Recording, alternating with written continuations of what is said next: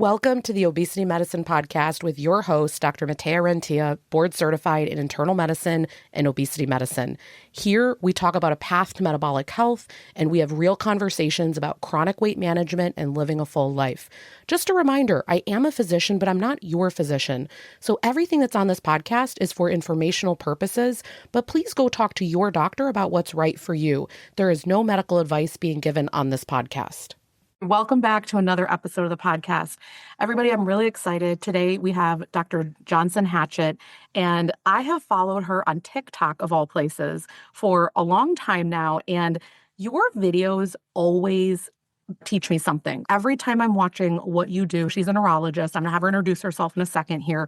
But you're one of those channels where every single video I pause, you have amazing knowledge. You've actually changed the way I think about some things. And so I reached out a little while back here and I said, hey, can we bring you on the podcast? Because I think other people need to hear what you have to say. So can we start out if you would just introduce yourself? And then I have so many questions for you today. Sure. My name's Dr. Kim Johnson Hatchett.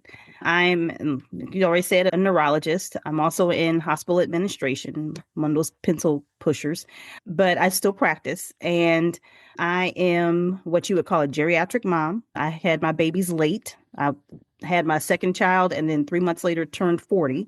And then I have a business background. So my undergraduate degree is in finance and banking, and came to medicine late in life and kind of had an arduous journey to get into medical school. So I'm pretty passionate about the fact that I've been given the second chance, and the fact that I was able to do it lets me know that damn near anybody can do this if I can do it.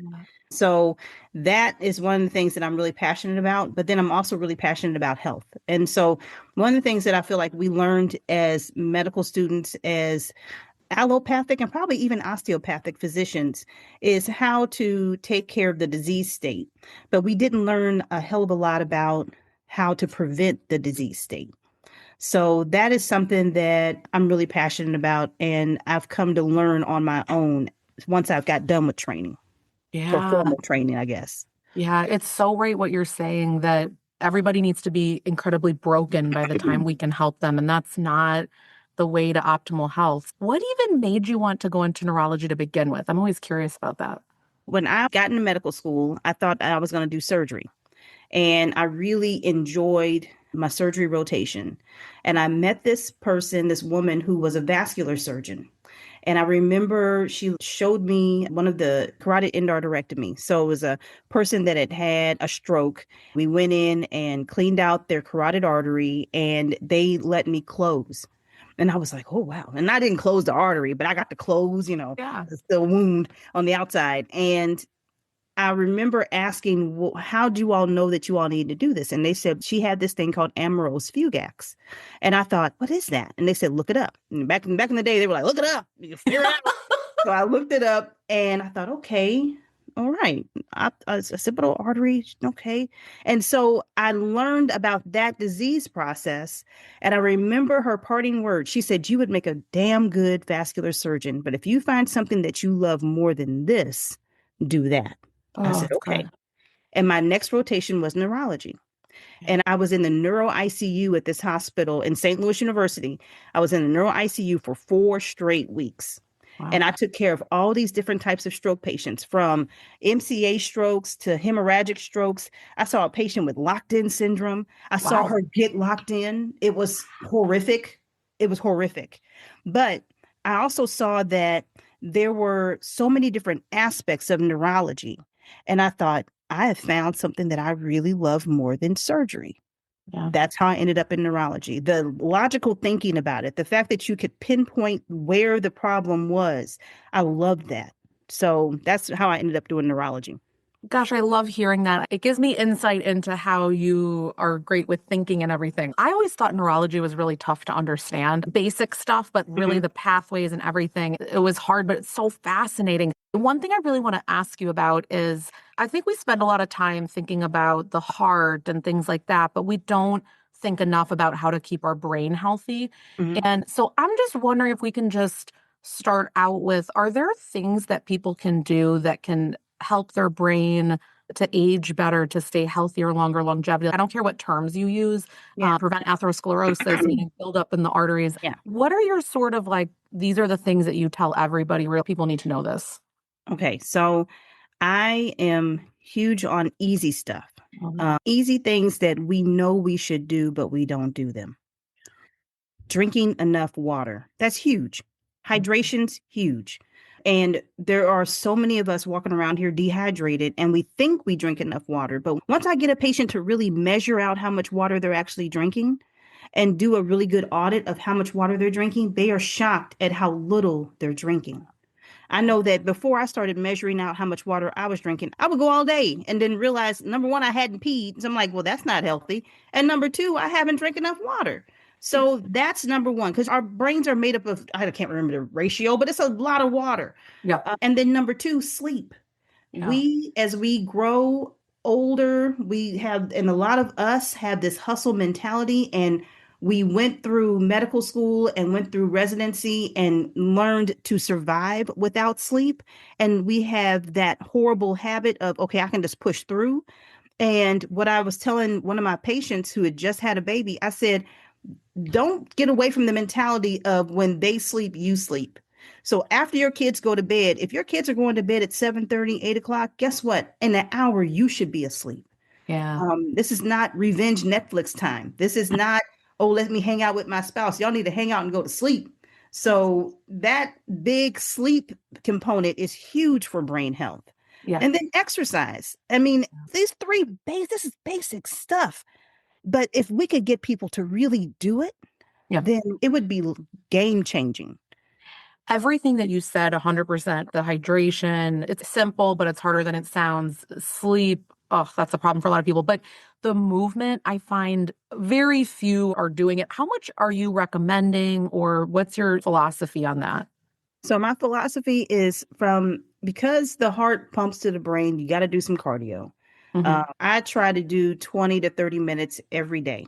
That would be me on an A+ plan.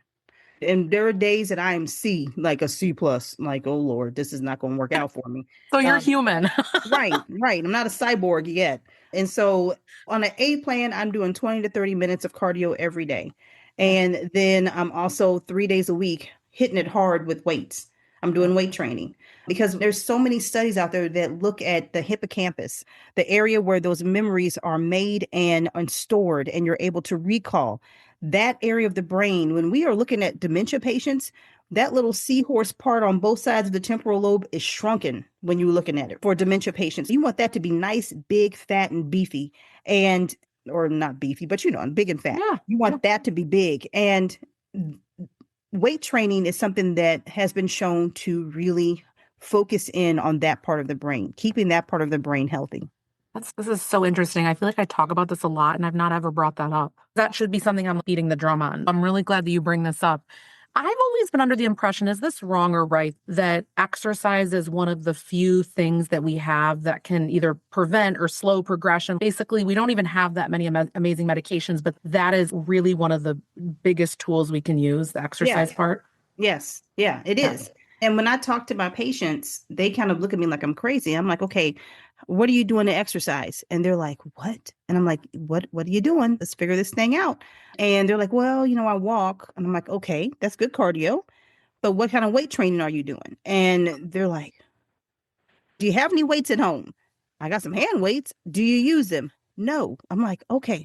So figuring that piece out for my patients who are 60, 70 plus, and getting them to understand that this is an every other day, 3 days a week, you need to be doing this.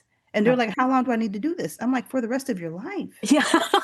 Like, this is like brushing your teeth. You're not going to stop brushing your teeth at some point in life. Yeah. But you're going to do this for the rest of your life. And they're like, oh, I said, that's it. Yeah. And so I think that reality and having that simple of a message is different enough that it's become second nature for me to say it. But I still feel like there's so many patients that no one's ever said that to them before. Oh, so true. So right. No. I love how you were like, these are the basic essentials. Listen, just don't pass go without doing these things. I find that if they're not doing these things, then they're coming into my land where they have insulin resistance, prediabetes, diabetes, things like that. And I don't talk on this podcast often enough about brain health. So I'm just wondering from a neurologist perspective with things like blood sugar, insulin resistance, how does metabolic health show up in the brain over time? Oh, the thing that is known in other parts of the developed world is that Alzheimer's is considered type 3 diabetes. And so we know that it's a sugar thing. We know that it's a glucose insulin resistance. It's a condition that has been in the making for years. Being pre-diabetic and diabetic is setting you up for Alzheimer's disease. And I think if we told people that straight up, you are going in 20 years, if you're still here, you are going to have a very high likelihood of getting dementia. It would be a game changer for people. I know, because even you saying it, I know it, but every time I hear it, it has an impact on me. Mm-hmm. Yeah. That is where they're headed. Do you start with the basics for them, or how do you work with people? The unfortunate part about neurology is that you're not seeing me for giggles. I'm not a doctor that sees patients for prevention of stroke. Yeah. I'm not seeing you for prevention of head injuries. You've already had it happen by the time you see me. Right. So on my end, I'm trying to go down the list and giving people light bulb moments of those Oreo cookies that you're eating every single day. Even though you're just having one, it's doing damage. Or I'm the one telling them, newsflash, your 1 to 2 drinks every day nightcap is probably what got you into this situation where you're having imbalance issues. We've got to stop you from drinking. Like, you got to stop drinking. Those are the things I'm going from. Now I'm taking things and saying and pointing out, these are the issues that we've got to fix, or so that this doesn't happen to you again. Yeah. One thing that I tell my patients when I'm walking into the room, and say if I have an acute stroke patient, they're in the hospital, and they're wrestling on whether they're going to make the decision to do the right thing. Mm-hmm. And I tell them, there's a fate worse than death. And they look at me. I said, there's a fate that's worse than death. And that's a devastating stroke that leaves you alive. You know what's happening to you, but you can't move. You can't do anything. I've seen it. And I said, so you don't want that for yourself, right? And they're like, no. I said, you will wish you were dead if you had one of these devastating strokes. You've been given a gift. Your stroke is not great, but you're still here. So now what are you going to do with the rest of your life that you have? Are you going to piss it away by smoking? Are you going to piss it away by still eating this fat food? Are you going to piss it away by not taking your medicine? Or are you going to take what's been given to you and move and do something more? Yeah. And they're a captive audience. They're in the hospital. Where are they going to go? So I'm like, so I'm telling them this, and hopefully it rings true. And I've had a few patients just turn their life around. Some don't, but some of them do. Okay, literally my heart was racing as you were saying that, because I completely agree that you being severely disabled and not being able to act is very different than a swift ending. But if you could go back in time and you could talk to them, what would you tell those patients before they became patients? What would you tell people if you were like, hey, this is what's up. Here's kind of how it's going to go down.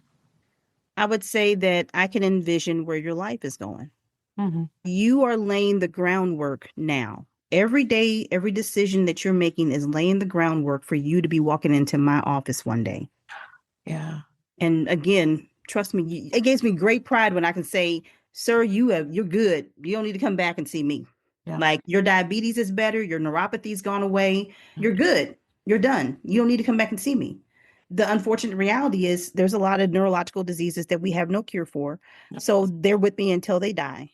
But the ones that I can get out and get back, I try to get them back to their primary care doctor so they're not seeing me on a regular basis. Yeah. So what I'm hearing from you is we know this, not from a fear place, but we really do need to be taking these healthy actions in life just because of devastating consequences if we don't. Are there other things beyond those basics? The water, the sleep, the movement. I hear you talk about different topics like microplastics, things like that. Are there things that maybe people are not really aware of right now? Because I'm hearing you talk about some stuff online that it's not talked about everywhere. Let me put it that way. Well, I think that the microplastic, we're just at the tip of the iceberg as to what this is doing to our bodies. So much so that I'm very aware of what I put in the dishwasher. My dishwasher detergent there are these little pellets that they're not in those little plastic pods. I don't use plastic pods for my washing machine for our clothes. I use liquid. I'm very conscientious about microplastics because I know that it's something that we can't get away from. But if I decrease my exposure and my family's exposure, I feel like I'm doing something. The studies on looking at the brains of these patients who have died from dementia and seeing the amount of microplastic that's in their brain is horrifying. Seeing the amount of microplastic that are in plaques that they've pulled out of people's arteries who have had heart attacks and strokes is horrifying. So we've got to do something from a conscientious standpoint and just be aware of it and be conscious of it and make the small changes. I don't microwave things in plastic anymore. I tried my best not to cook in things that have Teflon coatings and all the stuff that we are looking at as convenience, I feel like are the things that are going to be our demise. Yeah. I feel I've learned more about it, so I'm trying to change my ways. And there are some ways using glass containers, all that kind of stuff. But there are some things, and I feel like probably after our conversation, I'll go change that. But it's like the Fairlife drinks. I like the taste. But from what you're saying is that potentially is not a good thing to continue. What's a Fairlife drink? The Fairlife protein drinks, they're in plastic bottles. The prepared drinks. Yeah, so I've never talked about milk and my views on milk. I probably will not expose people to that madness, but I have very different views on animal byproducts and us ingesting them.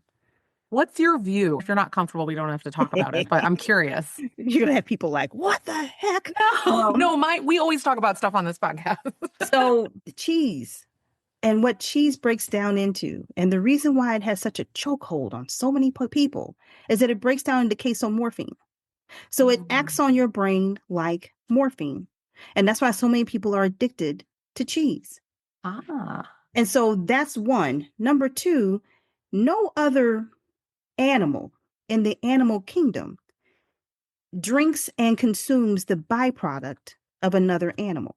You never see a horse drinking dog milk. You never see a lion drinking elephant milk. But humans are drinking cow's milk. Yeah. Why?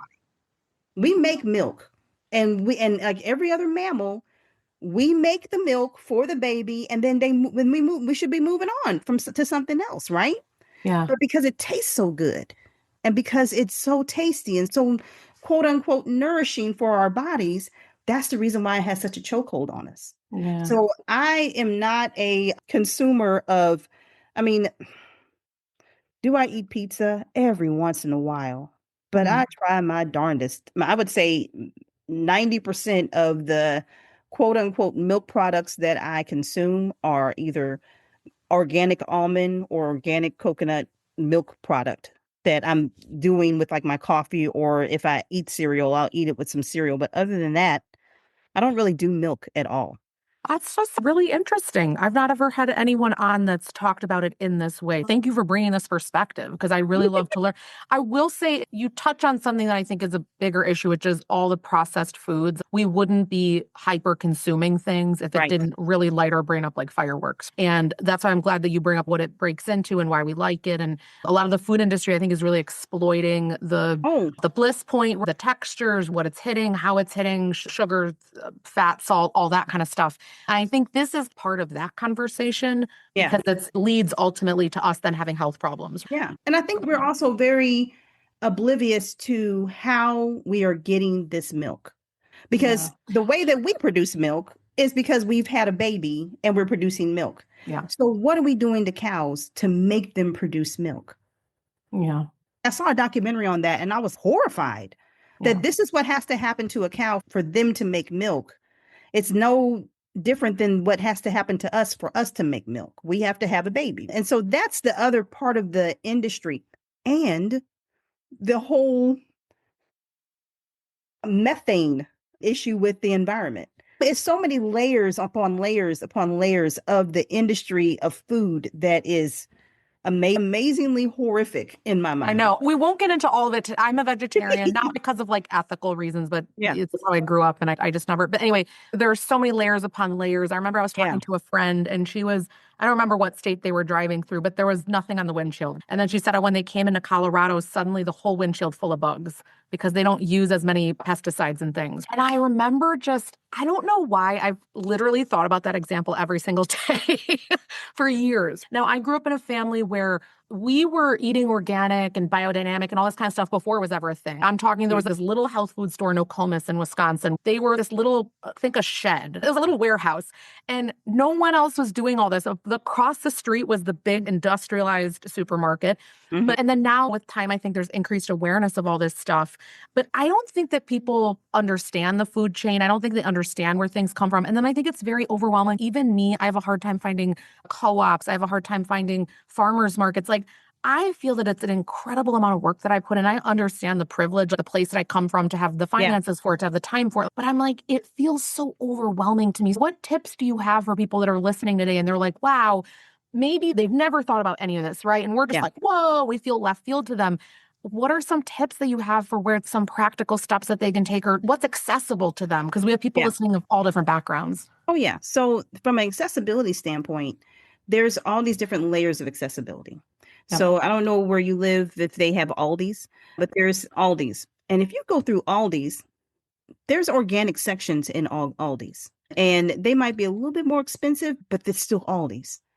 And then at most grocery stores, if you walk around the perimeter of the store, that's where you pretty much want to stay, right? You want to stay on the perimeter and you want to stay and looking at labels and reading things that you can understand.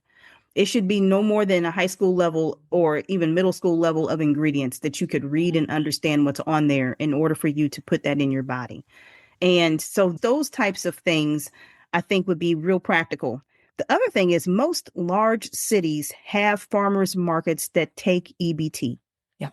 And so if you don't have the means to go to a Whole Food or even to an Aldi's and you need to get something that's going to be good, sustaining for your family, you can get to a farmer's market and turn your EBT, your SNAP into, at our farmer's market, they turn them into these coins or whatever they do, and you exchange it, and then you can exchange your coins for buying the stuff from the farmers. And so I think there's a little bit more work, but it is. And I mean, our farmers markets are right on the bus line. They make it as convenient as possible to, if you live in a food desert, to make your way to the farmer's market to get some fresh food. Yeah. Oh, I love that you've given these examples. I remember the hospital that I did part of my training in. It was Eskenazi here in Indianapolis, Indiana. And it was the public hospitals, the safety net, right? Mm-hmm. And one of the things that they did that I just love, this was in the middle of my training, they had a new hospital, but they redid the cafeteria. And part of it was you could get produce there. There were like buckets of apples, there was this and that. And so part of the thought process was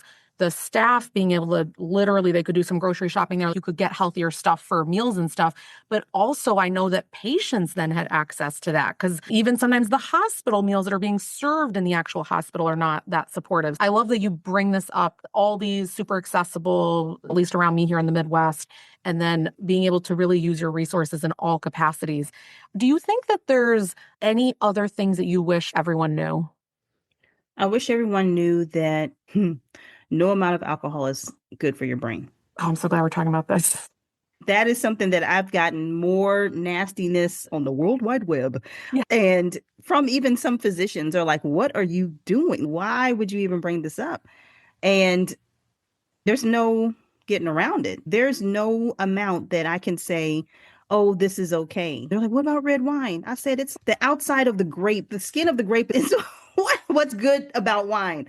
The alcohol itself is not good. Do you remember this was early 2000s. I feel it was like resveratrol was the thing. It was like Dr. Oz. Hopefully I'm getting the dates wrong, but it was like, it's okay to have so many glasses of wine. Yeah. Now, can you tell us some of the reasons why you say that? As a physician, I think of all the things, but what comes mostly to your mind with people consuming alcohol?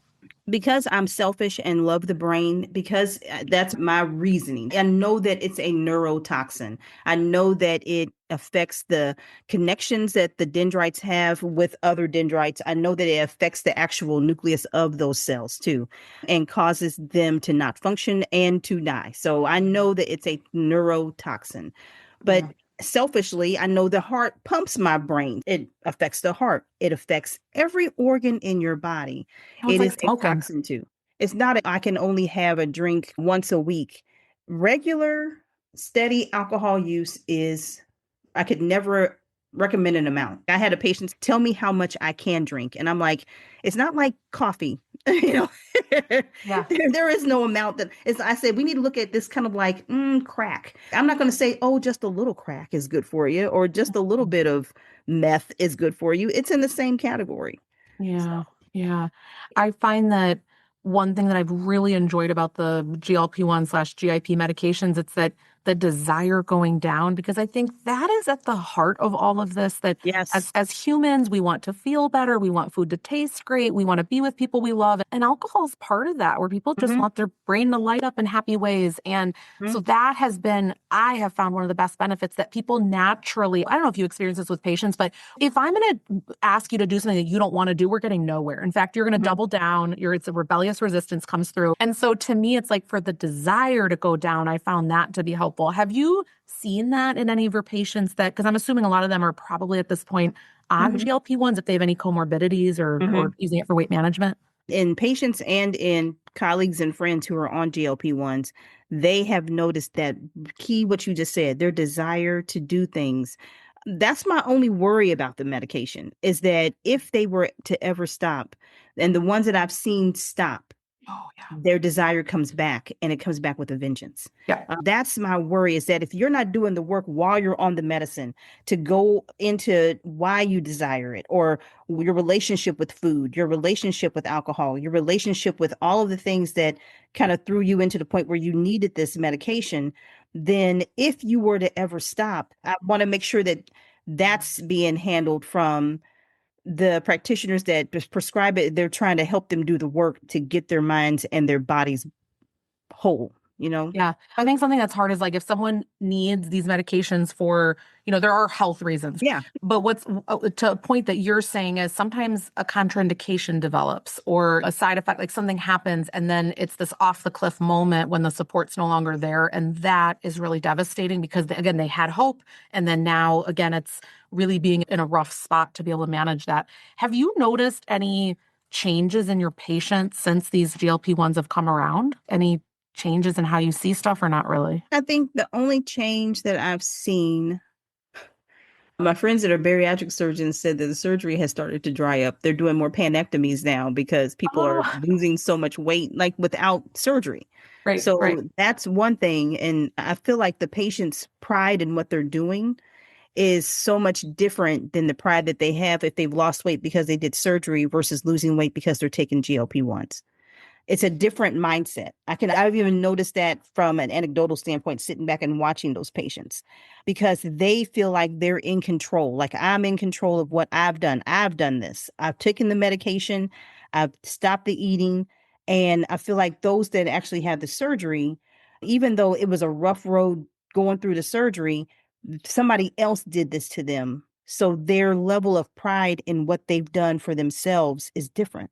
Which I think is sad because I think that any way you can get help is valid. And I Mhm. think I always say different tools for different people, and we all have different levels of illness and Yeah. different physiology, different genetics. And some of it's like you might be more dopamine seeking. And so that's driving things differently than someone else where it's more just a hunger, insulin Mhm. resistance. There's so much that goes into it. To me, I don't like the fact that we're still like viewing surgery as a failing or a medication. I wish we could move past that at this point. People are not choosing this. Well, and the thing is, what I've seen the best results in are people who've had the surgery and then they go on a GLP-1. Yeah. Yeah. They get past maybe 6 months after the surgery, they're able to kind of eat food in a regular way again. And now they're on a GLP-1, and those folks have their results are. I saw this one patient, I was like, oh my, you look amazing. And she was like, I feel amazing.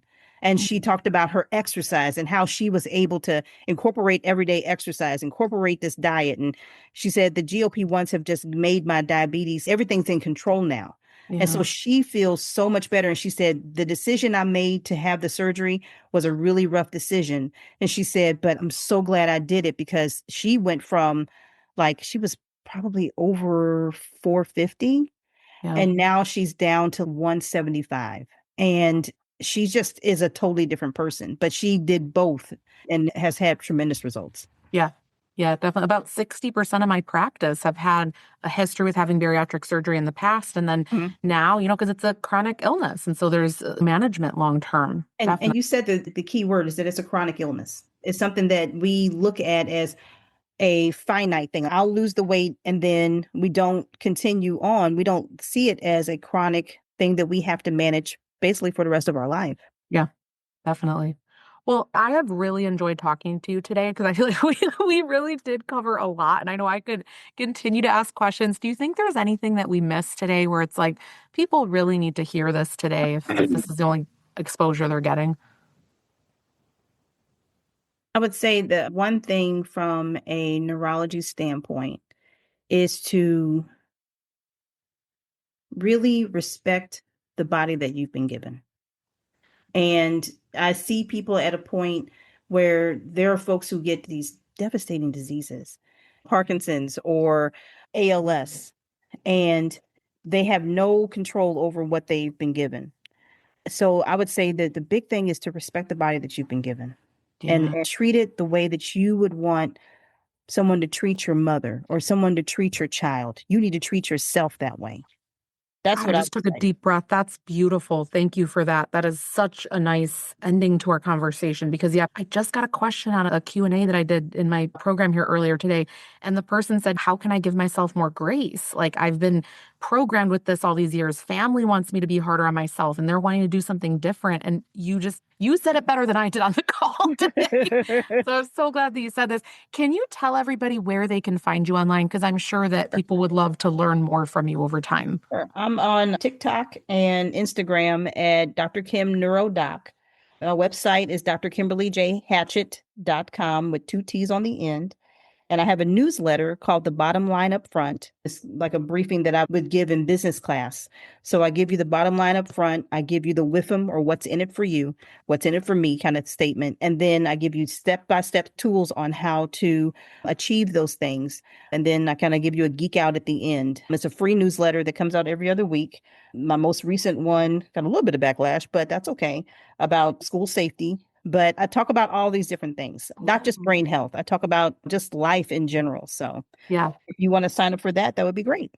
That's amazing. We'll make sure to put the links to everything down below, everybody, where you're listening, right underneath or swipe right, left, however you get to the show notes on the app you're listening to. And then also you can always go to rentiaclinic.com/blog and we'll have all the information for you. Thank you so much for coming on today and taking the time to educate us. Oh, thank you so much for having me. This was enjoyable. Thank you. Thank you. That marks the end of today's episode. But if you're newer to the podcast, I want to tell you about something that we have, and it's a free podcast roadmap. So this is perfect for any of you that are listening where you want to be directed to very specific episodes. So let's say that you are just starting out and you want to know, what should I do right when I start on the medications? Or you're experiencing certain side effects on the GLP-1s, or you want to know what to do if you're in a plateau, or if emotional eating is taking over, or if hunger levels are high.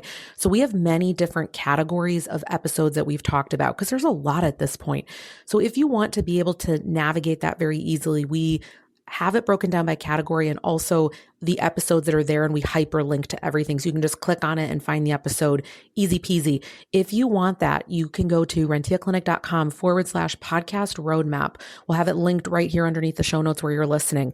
And you can go ahead and get that free resource so that it makes it easy for you to navigate, because I know that it's really hard when someone has an established podcast. I am such a podcast fiend.